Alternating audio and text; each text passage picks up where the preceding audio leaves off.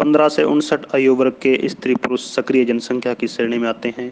इसी सक्रिय जनसंख्या की श्रेणी में से जो लोग किसी भी पारिश्रमिक युक्त व्यवसाय में लगे होते हैं और रोजगार प्राप्त करते हैं, उन्हें आर्थिक रूप से सक्रिय जनसंख्या कहा जाता है। इसी आर्थिक कार्य के अंतर्गत सक्रिय जनसंख्या के आनुपातिक वितरण को हम व्यावसायिक संरचना कहते हैं। विभिन्न प्रकार के व्यवसायों को 4 साधारण वर्गों में व्यक्त किया जाता है। प्राथमिक व्यवसाय के अंतर्गत कृषि, वानिकी, मत्स्यहन तथा खनन को रखा जाता है। द्वितीयक व्यवसाय में निर्माण उद्योगों तथा शक्ति उत्पादन को सम्मिलित किया जाता है। तृतीयक व्यवसाय परिवहन, संचार, व्यापार और सेवाओं से संबंधित होते हैं।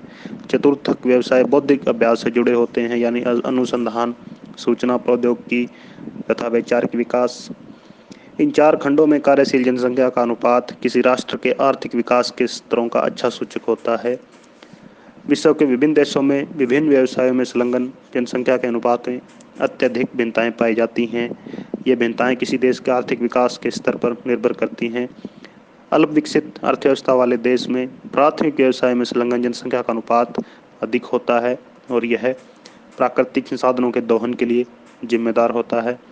लेकिन जैसे जैसे अर्थव्यवस्था का विकास बढ़ता जाता है, वैसे वैसे द्वितीयक और तृतीयक व्यवसाय में संलग्न जनसंख्या का अनुपात भी बढ़ता जाता है।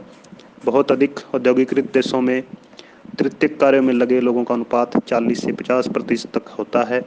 संयुक्त राज्य अमेरिका में तो यह 70% से भी अधिक है।